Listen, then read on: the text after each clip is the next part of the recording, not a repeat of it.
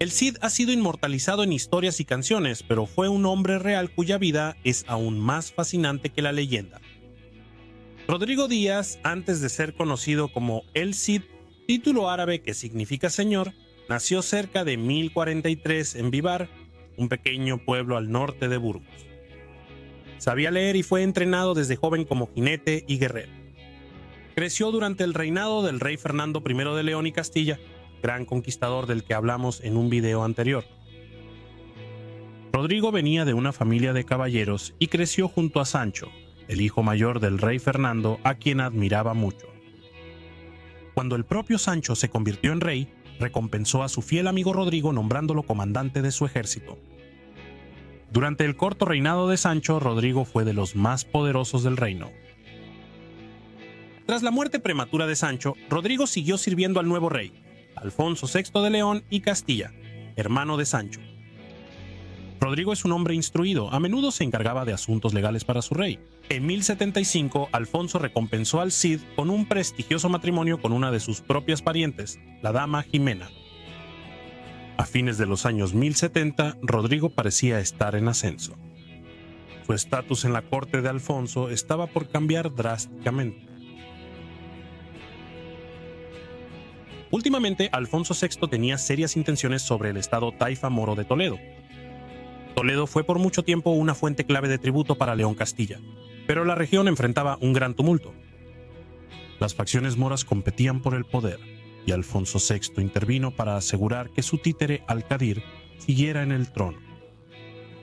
El gobierno de Al-Qadir era inestable y controlaba poco a las numerosas bandas moras belicosas en su territorio. A inicios del verano de 1081, bandidos moros salieron de Toledo, entraron a Castilla y saquearon el castillo de Gormaz. El Cid respondió reuniendo un ejército cruzando a tierras toledanas y devastando el campo. Las acciones de Rodrigo aquí han desconcertado a los historiadores por mucho tiempo. Probablemente sabía que Al-Qadir no habría ordenado la incursión y que un ataque castellano a sus tierras era embarazoso para el rey de León y Castilla, quien recibía tributo de Toledo a cambio de protección. El rey Alfonso no pudo ignorar la transgresión y tuvo que exiliar a Rodrigo. Así, el Cid partió hacia el este de la península, donde con el tiempo realizaría hazañas que harían inmortal su nombre. El Cid se exilió en 1081 con algunos de sus caballeros. Estos hombres lucharon y entrenaron con Rodrigo, quien los convirtió en una poderosa fuerza de combate. El Cid era un hombre de mente abierta, y aprendemos de Ibn Bassam, una fuente mora hostil, cuánto valoraba la literatura. Se dice que se estudiaban libros en su presencia. Leían para él las hazañas de antiguos héroes de Arabia. Y cuando se llegaba a la historia de Mualab, se llenaba de alegría y expresaba toda su admiración por este héroe. El Cid viajó a Cataluña cristiana, pero el conde de Barcelona rechazó su oferta de servicio. Luego viajó a Zaragoza, donde el emir Al-Multamín lo recibió bien. Al-Multamín se sentía amenazado por su hermano y vecino Al-Hayyib, quien gobernaba Lérida y Tortosa y tenía ambiciones sobre Zaragoza. Al-Multamín podía aprovechar a un guerrero exiliado como el Cid. En el verano de 1082, Al-Hayyib se alió con el rey Sancho de Aragón y el conde Berenguer Ramón de Barcelona, ambos interesados en expandir su influencia en Zaragoza. Respaldado por sus aliados cristianos, Al-Hayyib lanzó una invasión al dominio de su hermano. Rodrigo organizó una defensa capaz, reforzando los castillos clave y liderando una fuerza de coalición de cristianos y moros contra los invasores. Los ejércitos lucharon cerca de Tamarite y el Cid logró una gran victoria. Rodrigo capturó personalmente al conde de Barcelona, un prisionero muy prestigioso. El Cid volvió triunfante a Zaragoza y Al-Multimán lo recibió como héroe. El conde de Barcelona, tratado con honor tras su captura, fue liberado y regresó a sus tierras. Durante otros 4 años, el Cid permanecería al servicio de Al-Multamín. Repetidamente frustró los esfuerzos de Al-Hayyib, el rey de Aragón, y del conde de Barcelona contra Zaragoza, Para el año 1084, Rodrigo era una de las figuras más prestigiosas en la corte de Al-Mutamín, un comandante indispensable en el ejército. Al servir a Zaragoza, Rodrigo aún podía beneficiar a su antiguo señor, el rey Alfonso VI, quien por mucho tiempo recibió tributo de Zaragoza y se consideraba su soberano.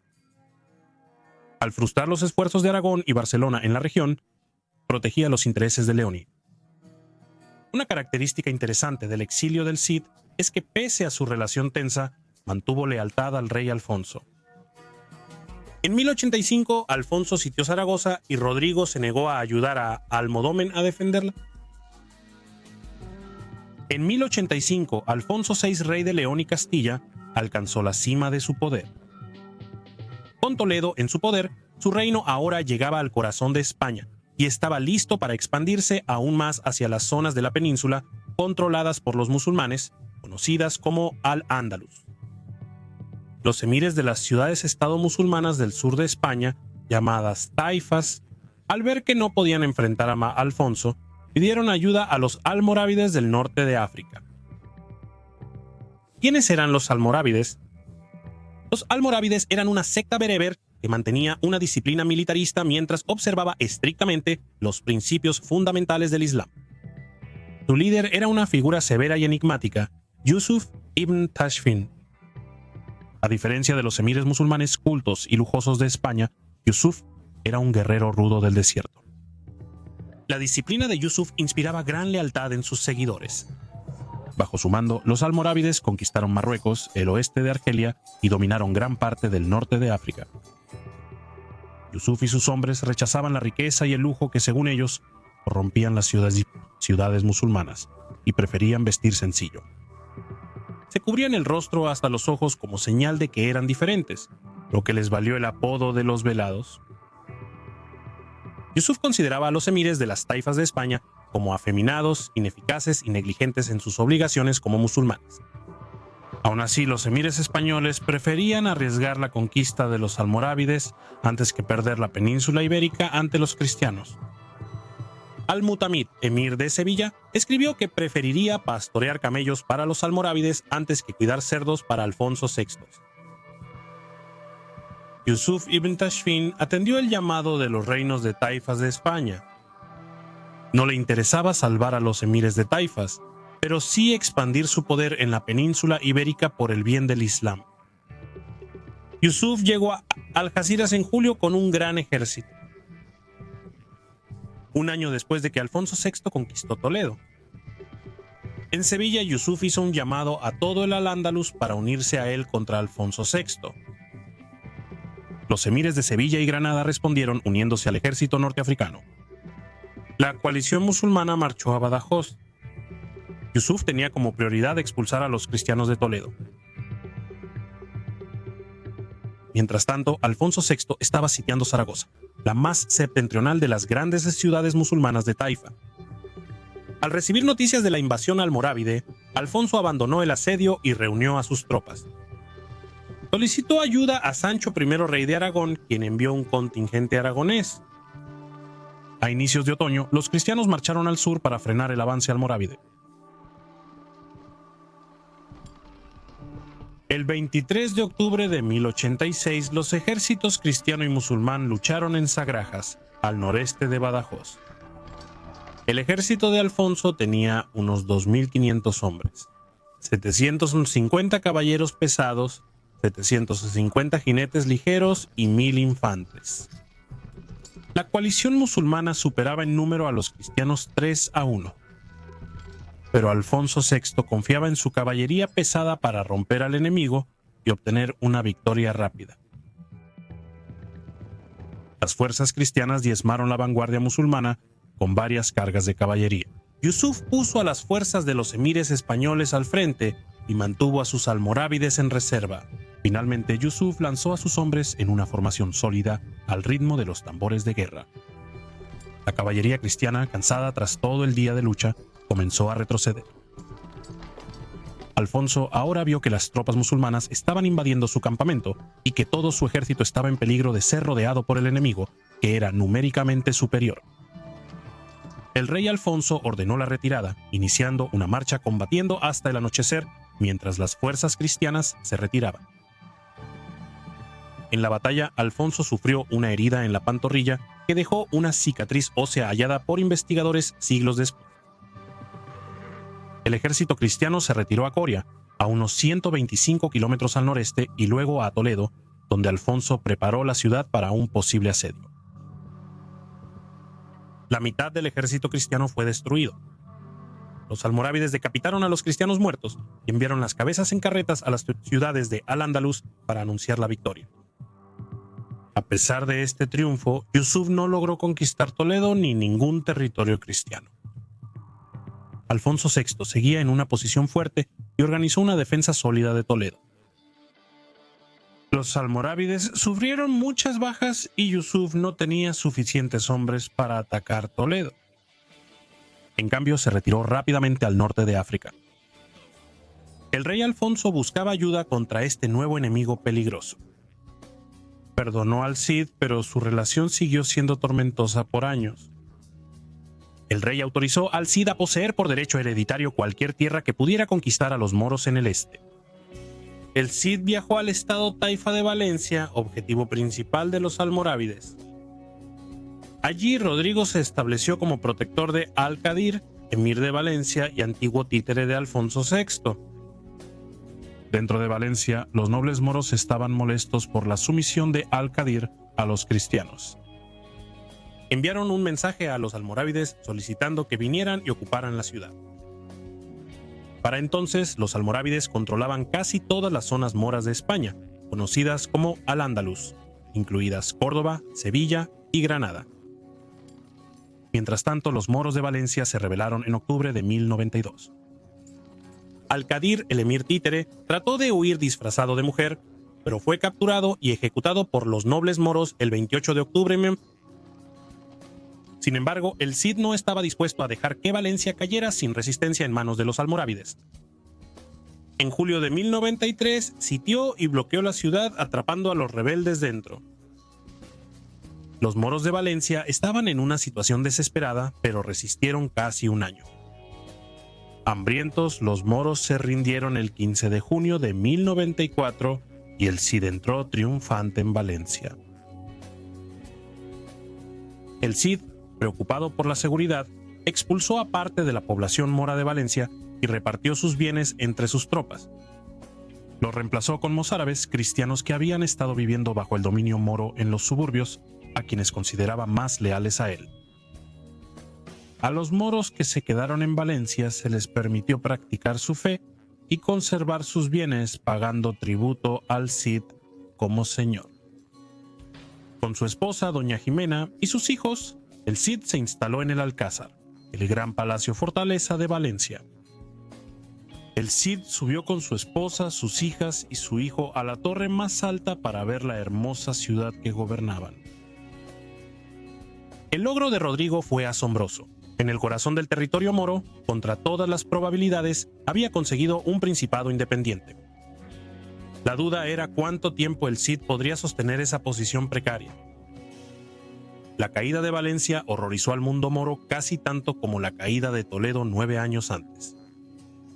Yusuf ibn Tashfin, líder almorávide, envió a su sobrino Muhammad al frente de un ejército africano y fuerzas andaluzas, con órdenes de expulsar al Cid de Valencia.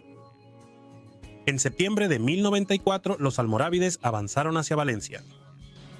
El Cid pidió ayuda al rey Alfonso VI de León y Castilla y al rey Pedro I de Aragón, pero ambos estaban ocupados y no pudieron ayudarlo de inmediato.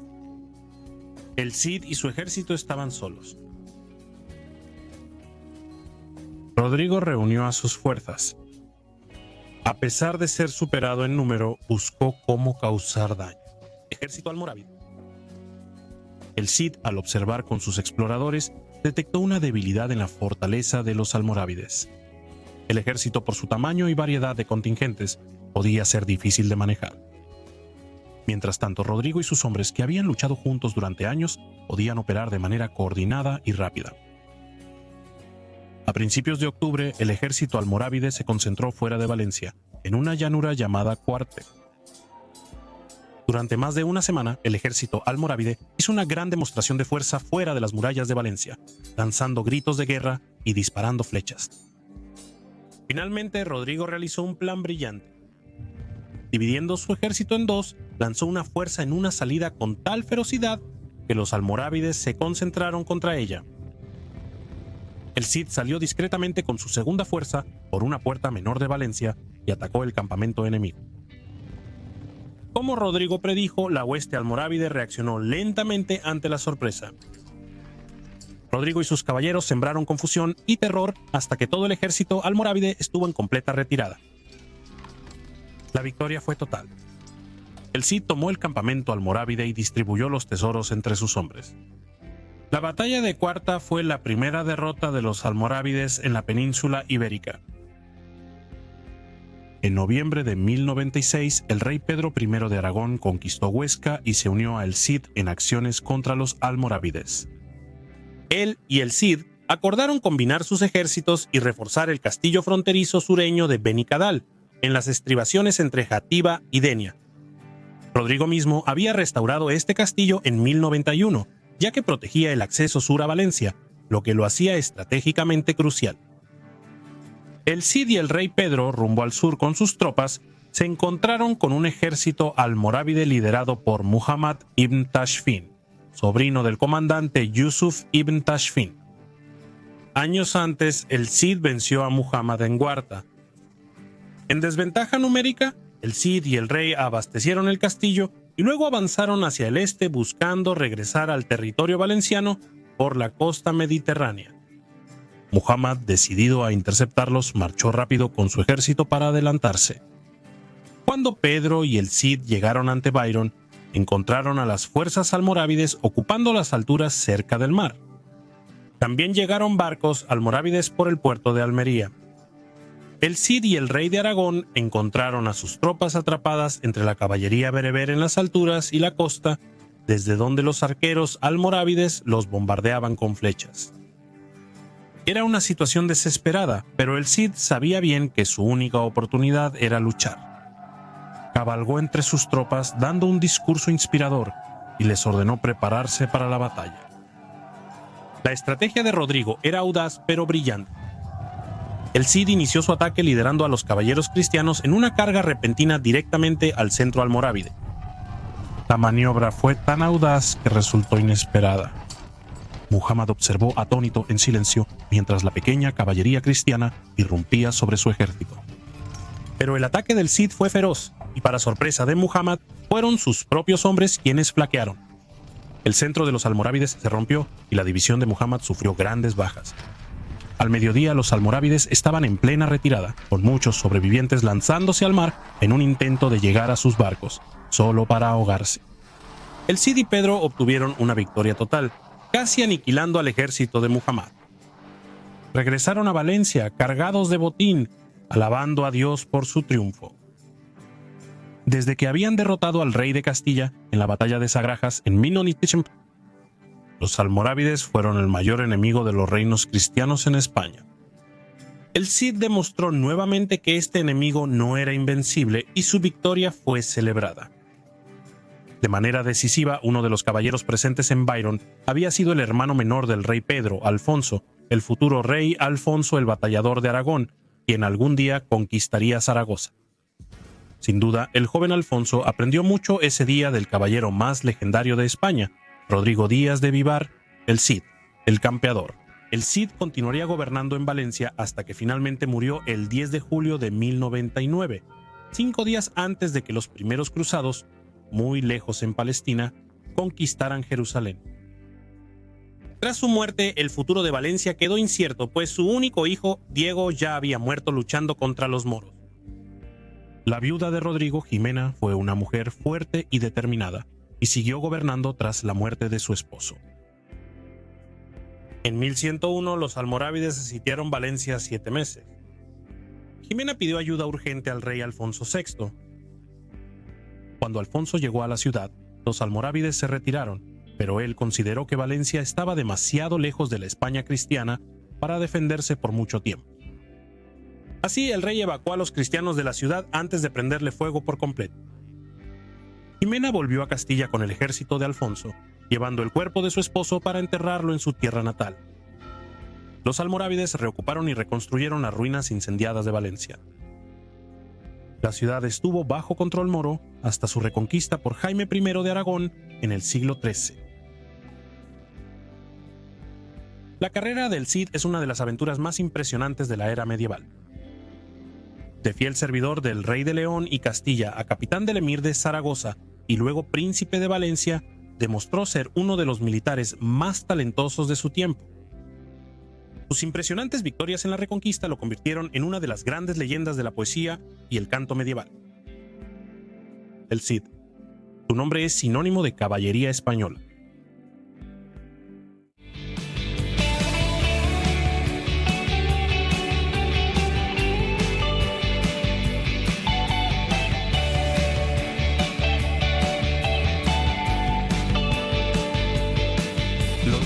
Eran irremediablemente convincentes como un trivio cuando una política de la Unión Europea convierte a sus mascotas en asesinos. Y se pinta los labios de frambuesa pálida, como aquellos días